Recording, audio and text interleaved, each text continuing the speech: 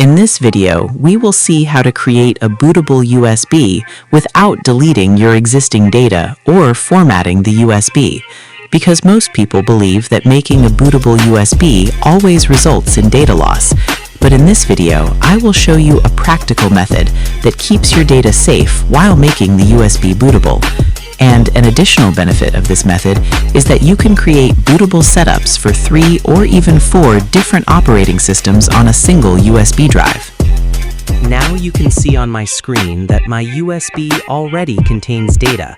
I have placed some music files inside it, and I am showing this clearly to build your trust and remove any confusion. You can also see that the entire USB has a single partition with a My USB Data name, which confirms that this is a normal USB with existing data.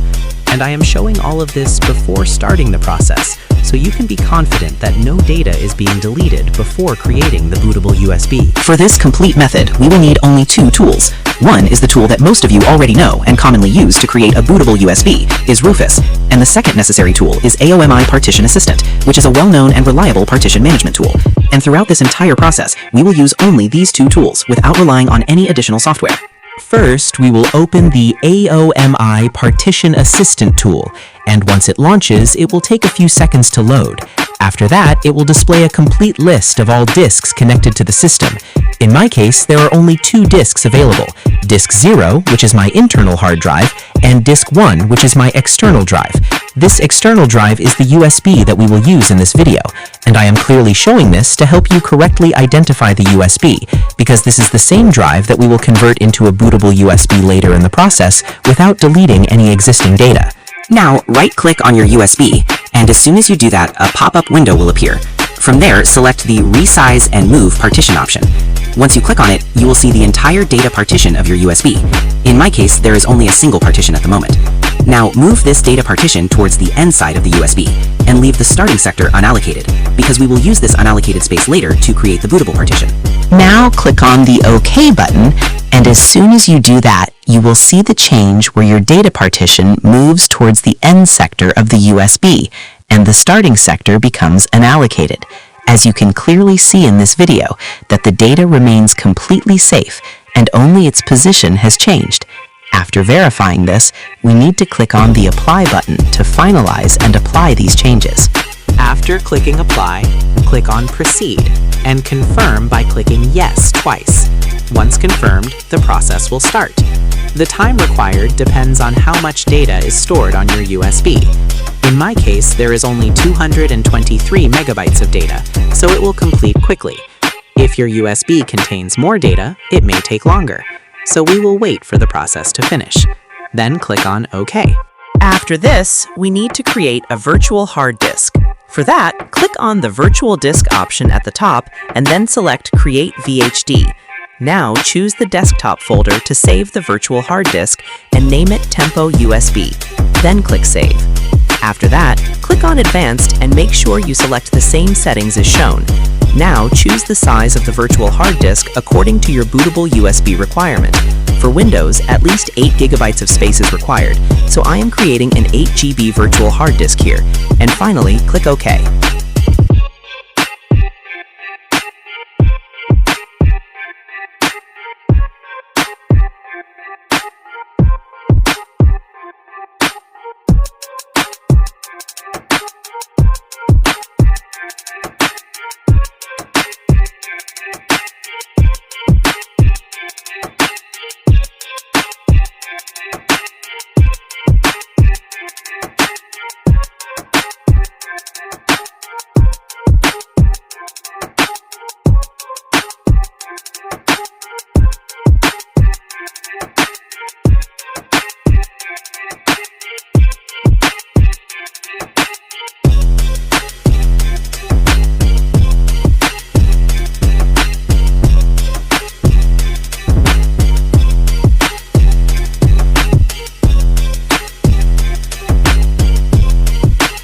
Now open the Rufus tool and very carefully select the virtual hard disk.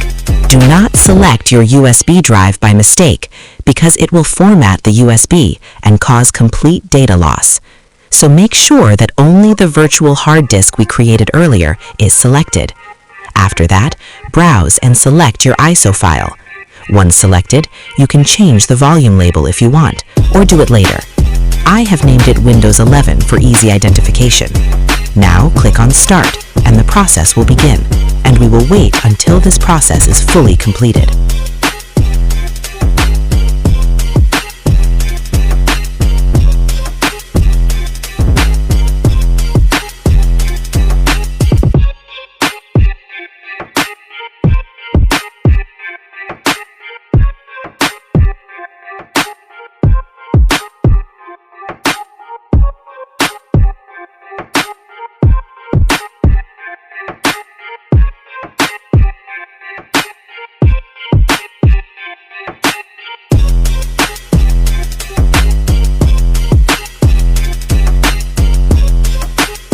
Now, we need to clone the partitions of the virtual hard disk that we have just made bootable into our USB. First, we will select the Windows bootable partition, which we named Windows 11, and clone it to the USB.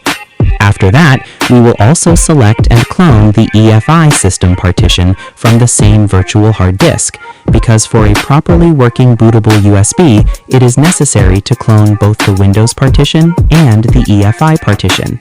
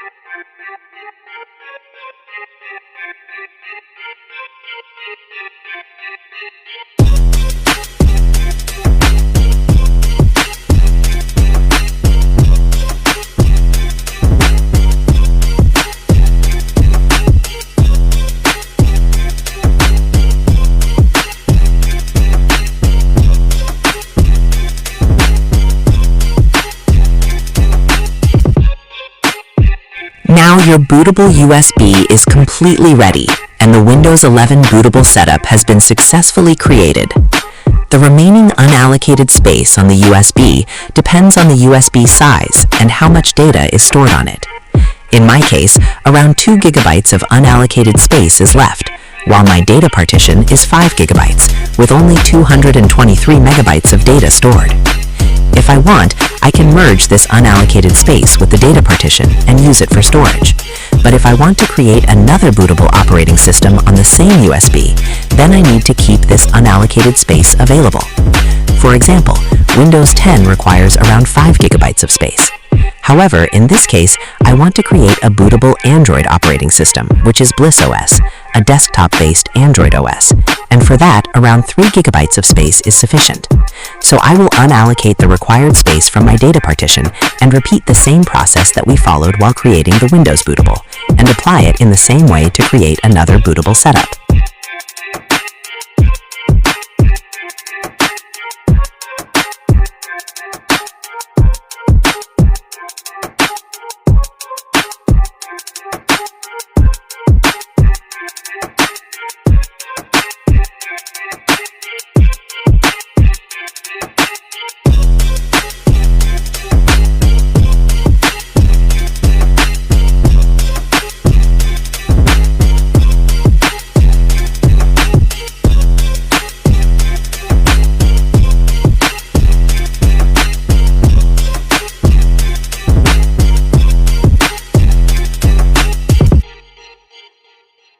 If you want your bootable USB to work on both old laptops and new laptops, then there is an important step we need to follow. First, we will delete the EFI partition. And after that, we will convert the Windows 11 bootable partition, which we named Windows 11 USB, into the FAT32 partition format and file system. This step is necessary so that the USB can support both legacy and UEFI boot modes.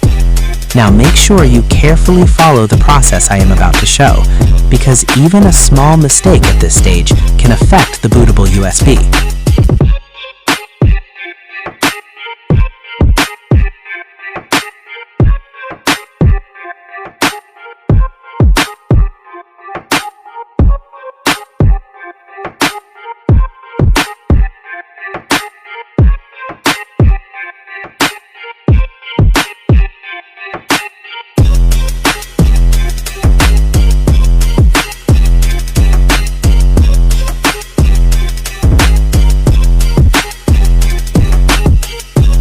Here, it is very important to remember the drive letter of the Windows 11 bootable partition that we created earlier. In my case, the drive letter is I, and only this partition should be converted in the next step. Remembering the drive letter helps avoid converting the wrong partition by mistake.